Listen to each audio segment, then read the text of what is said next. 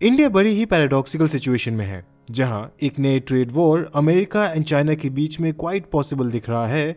और सिर्फ यही नहीं, अमेरिका एक टाइप के economic warfare with Canada and Mexico, European union and also with India के साथ भी कर सकता है, जिससे भारतीय सरकार को एक डिलेमा झेलना पड़ रहा है कि वो अमेरिका पे रिलाई करे अपनी सिक्योरिटी के लिए या फिर चाइना के साथ सुलह कर ले ताकि चाइनीज थ्रेट थोड़ा सा कम हो सके।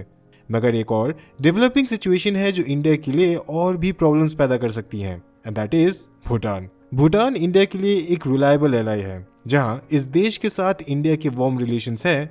इनफैक्ट भूटान एंड इंडिया दो एलाई नेशंस हैं, जहां Indian army royal Bhutan army को ट्रेन करती है एंड इंडिया को एक्सेस है भूटान के बॉर्डर्स पे पेट्रोलिंग करने के लिए भी। और मिलिट्री से हटते हुए इकोनॉमिक वाइज भी भूटान क्वाइट डिपेंडेंट नेशन है इंडिया पे, जहां भूटान के सबसे बड़े एक्सपोर्ट्स हाइड्रो इलेक्ट्रिसिटी है, जिस पे Indian states like west Bengal, Assam, Arunachal Pradesh and to some extent Bangladesh भी इस हाइड्रो इलेक्ट्रिसिटी को कंज्यूम करती है। प्लस भूटान ने इंडियन रुपी को एक लीगल टेंडर के तौर पे देखती है, जिससे भूटान क्वाइट इंटरलॉक्ड है इंडिया के साथ। और इंडिया के लिए भी ये गुड रिलेशंस क्वाइट जरूरी हैं, बिकॉज इंडियन नॉर्थ ईस्ट की सिक्योरिटी मेंटेन करने में भूटान, नेपाल, बांग्लादेश क्वाइट इंपॉर्टेंट है, given the significance of Siliguri corridor. और इस ट्राइफेक्टा में Nepal and Bangladesh already defect कर चुके हैं, जहां शेख हसीना की आउस्टिंग ने इंडियन फ्रेंडली बांग्लादेश गवर्नमेंट को हटाया था। वहीं नेपाल में सालों से प्रो चाइनीज पार्टीज राज कर रही हैं, जो लीव करती है भूटान को, जो अब मोस्ट लाइकली दिख रहा है अपने रिलेशंस विद चाइना को नॉर्मलाइज करने के लिए, जो एक मेजर सेटबैक हो सकता है इंडियन नेशनल सिक्योरिटी के लिए। और भूटान की ग्रेजुअल शिफ्ट टुवर्ड्स चाइना के भी बहुत सारे रीजंस हैं, जहां आज की डेट में इंडिया $5 ट्रिलियन इकोनॉमी बनने की मूड में है, वहीं चाइना ऑलरेडी $20 ट्रिलियन इकोनॉमी बनने की मूड में है।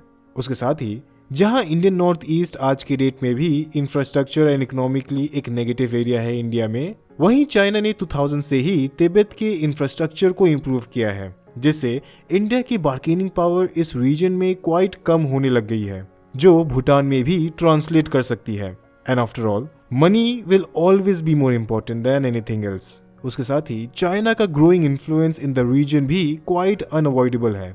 एक और सबसे बड़ा रीजन है बॉर्डर डिस्प्यूट्स, जो भूटान बहुत पहले से रिजॉल्व करना चाहती है, जिसके लिए चाइनीज इंटरैक्शन बहुत ही ज्यादा जरूरी है। मगर सबसे बड़ा रीजन अब शायद से पॉलिटिकल ऑटोनॉमी है। डोकलाम इंसिडेंट 2017 का हाईलाइट था, और ये वो इवेंट था जहां इंडिया विक्टोरियस निकला था। मगर सबसे बड़ा काउंटर फोर्स शायद ये रहा होगा कि इस एक्शन ने भूटान की ऑटोनॉमी को कहीं ना कहीं आहट जरूर किया था, बिकॉज चाइना को रोकने के लिए इंडियंस ने भूटानीज गवर्नमेंट को पहले इन्फॉर्म करना भी सही नहीं समझा, जिससे भूटान की सिग्निफिकेंट पॉपुलेशन को कहीं ना कहीं ऐसा लगा कि ओवर रिलायंस ऑन इंडिया शायद से इतना भी सही नहीं है। ऑफ कोर्स इस इंसिडेंट के बाद भी भूटान की जनता भारत की तरफ पॉजिटिव छवि बनाई हुई थी, बट इंडिया की अमेरिकन रिलायंस इस छवि को भी डैमेज कर सकती है, क्योंकि American and Chinese economic war 2.0 के लिए खुद को प्रिपेयर कर रही है। So there is a very high chance India की इकोनॉमी भी नेगेटिवली इफेक्ट हो जाए, जो भूटान के पर्सपेक्टिव से इंडिया को एक लायबिलिटी की नजरों से देख सकती है,